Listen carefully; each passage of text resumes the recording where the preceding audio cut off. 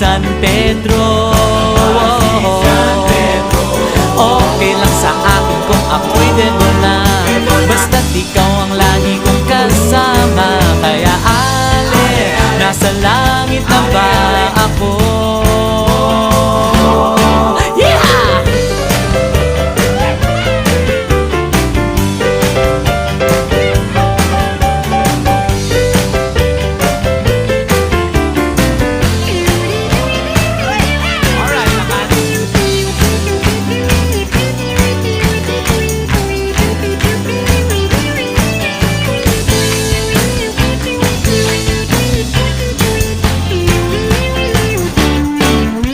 Paglabas ko, niyaya ko na siyang pakasal.